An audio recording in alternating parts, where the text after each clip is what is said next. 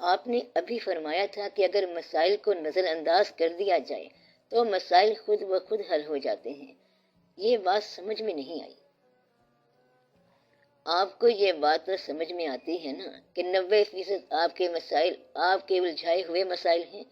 رات دن گردش میں ہے 7 آسماں، ہو رہے گا کچھ نہ کچھ، گھبرائیں کیا۔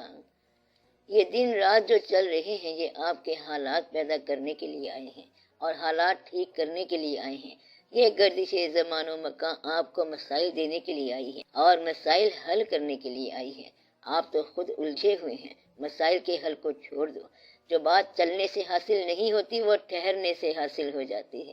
سکون کی تلاش میں آپ ایسی منزل پہ پہنچ گئے ہو جہاں سکون نام کی کوئی چیز نہیں ہے۔ اب ان منزلوں سے نکلنے کا آسان طریقہ یہ ہے کہ آپ تھوڑا سا خاموش ہو جاؤ، ٹھہر جاؤ، اس گھڑی کو نکلنے دو۔ آپ اپنے موجود عمل سے نجات پالو اور اپنے آپ کو اپنے موجود الجھاؤ سے الگ کر لو۔ یہ جو آپ کی پھیلنے کی خواہش ہے، اگر یہ آپ کے اندر کوئی دقت پیدا کر رہی ہے تو سمٹ جاؤ، ٹھہر جاؤ اور رک جاؤ، تو آپ کو سکون مل جائے گا۔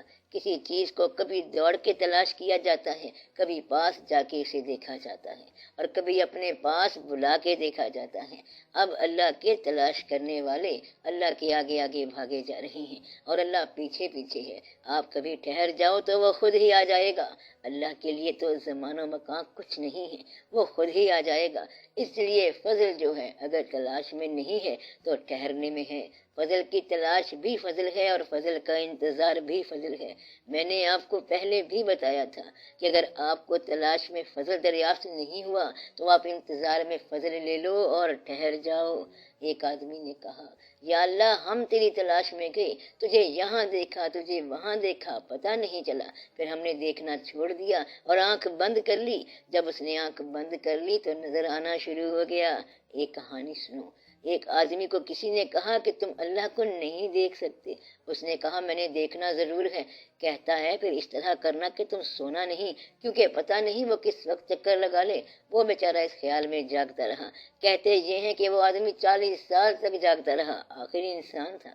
اس کو اونگ آ گئی اور اللہ کا دیدار ہو گیا۔ اٹھا تو رونے لگ گیا اور پیر صاحب کے پاس گیا کہ آپ نے میرے ساتھ دھوکہ کیا اور میری اتنی عمر ضائع کر دی۔ اگر مجھے پتا ہوتا کہ اللہ نے سونے میں ملنا ہے تو میں کاہے کو جاگتا۔ انہوں نے کہا کہ یہ تیرے اتنے جاگنے کا انعام ہے کہ تمہیں سونے میں ملا۔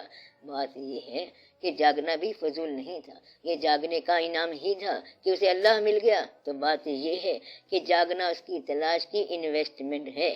اگر آپ اللہ کے لیے مزدوری کر رہے ہیں اور اب اللہ کہتا ہے کہ معاوضہ لے جاؤ، لیکن یہ کہہ رہا ہے کہ میں کام کرتا ہی جاؤں گا، اب آپ کو ٹھہر جانا چاہیے۔ آپ پہلے بزرگوں کی دعا ہو، اب اور کیا دعا مانگتے جا رہے ہو؟ ان کی دعاؤں کی وصولی آپ لوگ ہو اور اب وصولی لیتے نہیں ہو، اب اور دعائیں کرنے لگ جاتے ہو اور تلاش کرنے لگ جاتے ہو۔ تمہارے باپ دادا کی دعا تمہارے کام آ رہی ہے۔ اگر صبح کا ناشتہ موجود ہو تو پھر وہ آدمی ایمان سے باہر ہے جو اور ناشتے کی کوشش کرے۔ آپ ماڈرن لوگ ہیں، لیکن تھوڑا سا یہ بھی کر کے دیکھیں، جس کو آج کے دن کی مزدوری مل گئی ہے وہ آرام کرے۔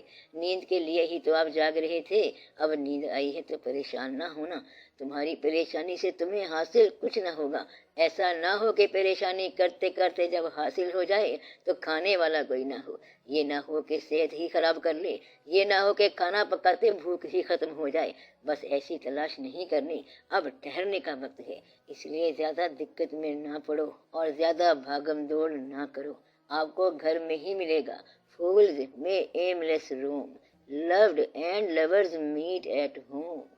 تو آپ بھاگے چلے جا رہے ہو، اب آرام سے بیٹھو۔ بات گھر کی گھر میں ہی مل جائے گی، تمہارے سامنے آ جائے گی۔ اب بھاگنے کی بات نہیں ہے۔